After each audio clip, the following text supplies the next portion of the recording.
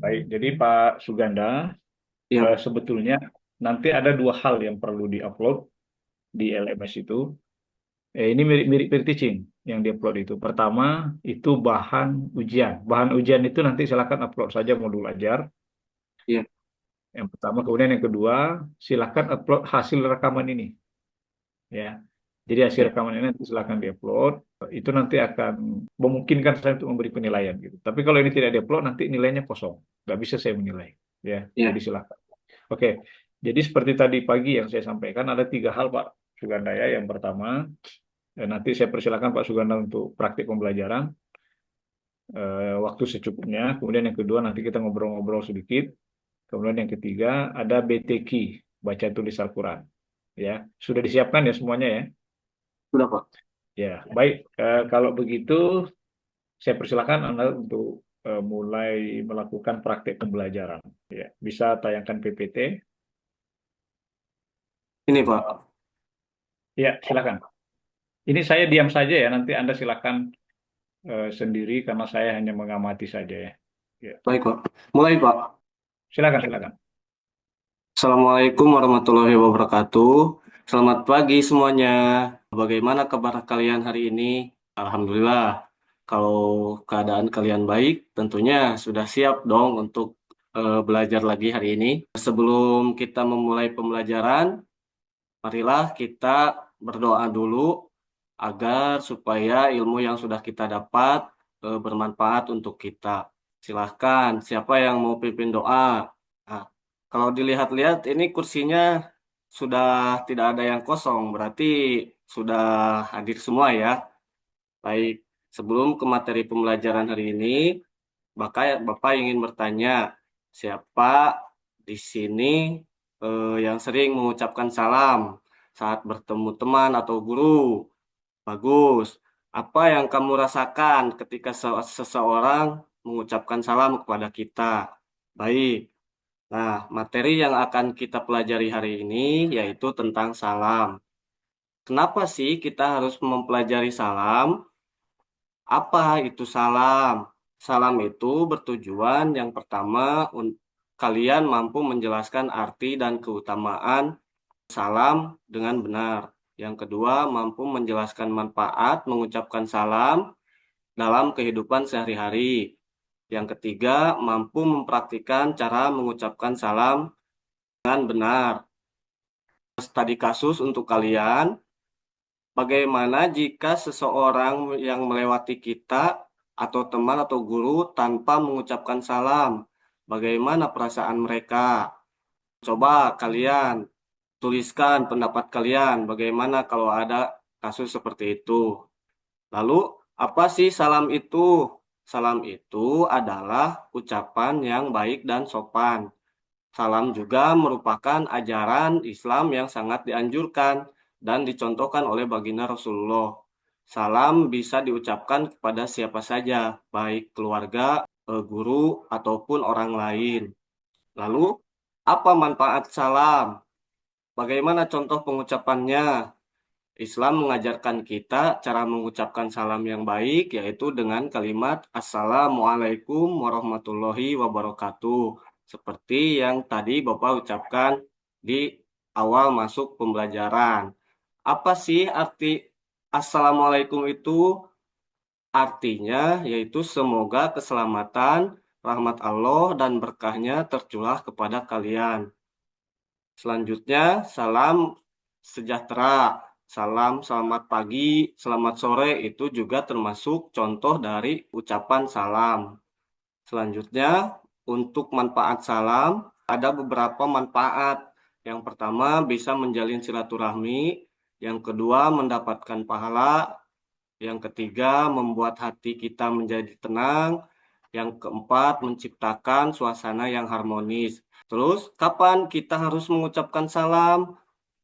Kita mengucapkan salam itu seperti contohnya di sini saat kita bertemu dengan orang lain, apalagi sesama muslim, itu kita diharuskan untuk saling menyapa dengan mengucapkan Assalamualaikum. Kemudian saat masuk keluar rumah, itu jangan selonong boy. Kita harus mengucapkan salam terlebih dahulu. Begitupun saat masuk atau keluar kelas. Siapa di sini tadi yang masuk kelas tidak mengucapkan salam? Nah, lain kali kalau masuk ke kelas ataupun saat kita pulang nanti, kita harus mengucapkan salam terlebih dahulu. Dari materi yang sudah kita pelajari tadi, Bapak akan membuat tugas kelompok, kelompok satu, kelompok 2 dan kelompok 3. Silahkan kalian diskusikan tentang bagaimana cara mengucapkan salam kepada guru ataupun orang tua atau teman. Coba kelompok satu ucapkan salam kepada guru. Silahkan. Kelompok 2 ucapkan salam kepada orang tua. Baiklah, mari kita simpulkan apa yang sudah kita pelajari hari ini.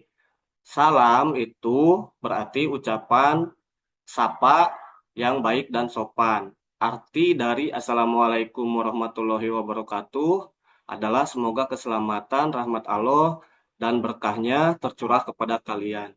Setelah kita mempelajari salam hari ini, jangan lupa juga untuk menerapkan dalam kehidupan sehari-hari ya. Selanjutnya, apa yang sudah kita pelajari hari ini? Bagaimana pendapat kalian tentang pembelajaran? Terima kasih. Untuk materi pembelajaran kita minggu depan adalah materi tentang senang menolong orang lain. Silahkan kalian baca-baca di rumah, lihat buku atau video atau media pembelajaran di internet. Pembelajaran kita di pertemuan ini cukup sampai di sini. Kita tutup dengan doa pembacaan alhamdulillah bersama-sama. Alhamdulillahirobbil alamin. Wassalamualaikum warahmatullahi wabarakatuh. Ya baik, terima kasih ya sudah praktik pembelajaran. Nah, ketika mengajar itu Pak Suganda biasa tidak menerapkan PBL atau PJBL itu di. Jadi di dalam kelas biasanya yang dilakukan itu PBL atau PJBL. Kebetulan untuk pengalaman saya sendiri, Pak, saya mulai mengajar jadi honorer guru di sekolah itu tahun 2013.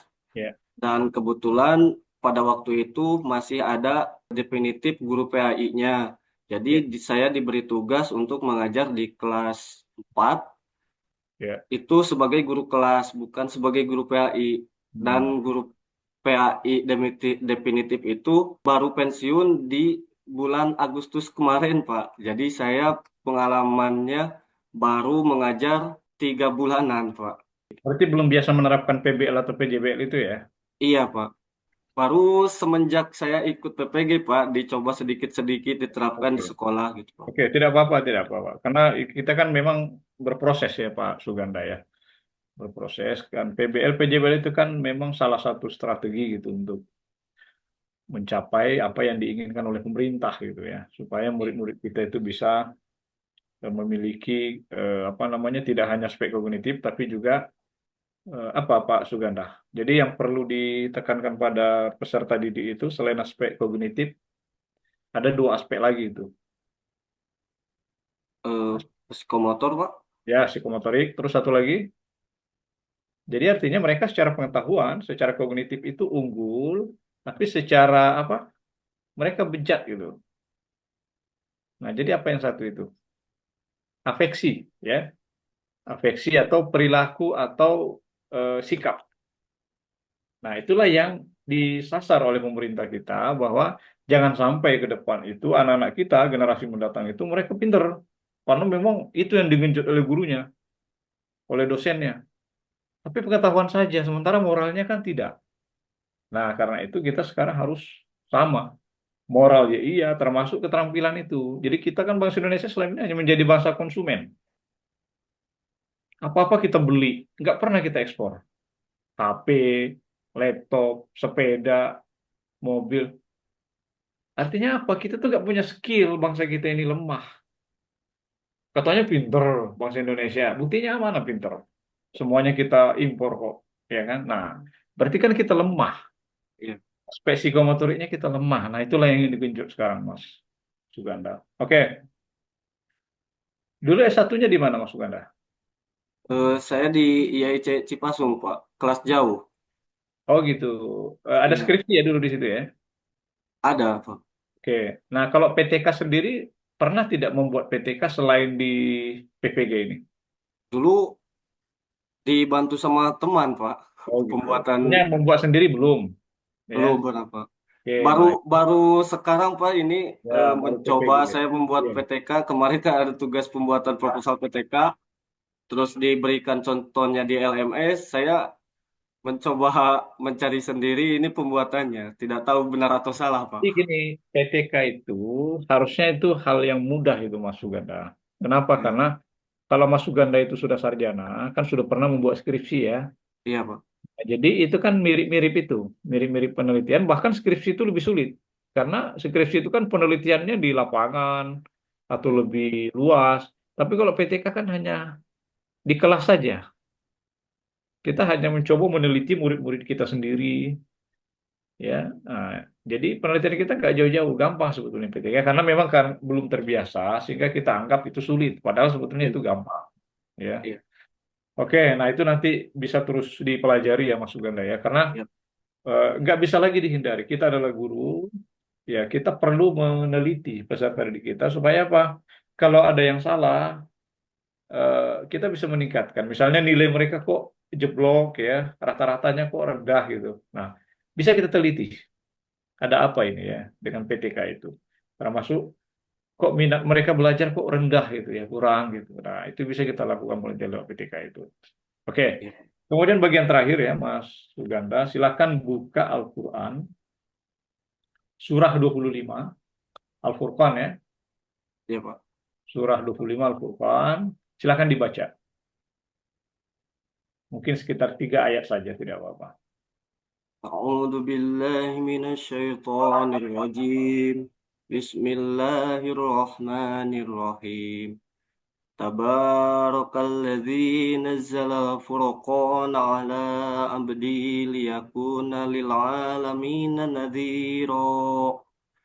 الذي له ملك السماوات والأرض ولم يتخذ ولدا ولم يتخذ ولدا ولم يكن له شريك في الملك وخلق كل شيء فقدره تقديرا. واتخذوا من دونه آلهة لا يخلقون شيئا. آلهة لا يخلقون شيئا وهم يخلقون ولا يملكون لأنفسهم ضرا ولا نفعا ولا يملكون موتا ولا حياة ولا نشورا. Oke, baik. Oke, cukup baik saya kira banyak. Astagfirullahaladzim. Ya, saya kira banyak cukup baik meskipun ya sebetulnya tidak harus cepat gitu ya. Tadi saya lihat agak cepat. Tadi misalnya ada yang perlu diperbaiki. Tadi saya dengar faqaddarahu, kan harusnya pendek saja. Faqaddarahu ya. Tadi kan sempat agak panjang itu faqaddarahu gitu Iya, ya. Oke, tapi secara umum baiklah, oke lah, sudah layak menjadi guru ya. Tapi mungkin ketika mengajarkan ke peserta didik tidak perlu buru-buru, Mas Suganda ya. Pelan, apalagi misalnya yang diajar itu tingkat apa SD ya. SD Pak. Nah, tingkat SD pelan-pelan saja. Yang penting bacaannya baik dan benar begitu. Oke, yang terakhir ya, Mas Suganda, sudah ada spidol dan kertas. Udah Pak. Oke, saya minta Mas Suganda untuk imla ya, menuliskan surah Al-Ikhlas. Jangan melihat Al-Quran ya. Saya yakin bisa loh, ngajinya lancar kok. Ya, jadi Baik silakan. Pak. Jadi surah Al-Ikhlas itu Qul huwallahu ahad itu ya, Iya Pak. sampai terakhir ya. Itu kan pendek sekali. Silakan, saya tunggu. Udah Pak. Sudah? Oke, silakan ditunjukkan di layar. Bagaimana Pak? Begini. Ditunjukkan. Ya, ditunjukkan saja diangkat begini di layar. Oke, sebentar saya ingin screenshotnya ya, biar lebih dekat lagi ke depan lagi. Oh, malah nggak kelihatan. Oh, sebentar. Nah, tadi sempat. Nah, sebentar. Hilang-hilang terus ini ya. Oke, cukup saya kira Mas Suganda. Jadi intinya ya PPG ini kan tujuannya apa? PPG ini sebetulnya ingin memberikan salah satunya memberikan kesejahteraan bagi guru.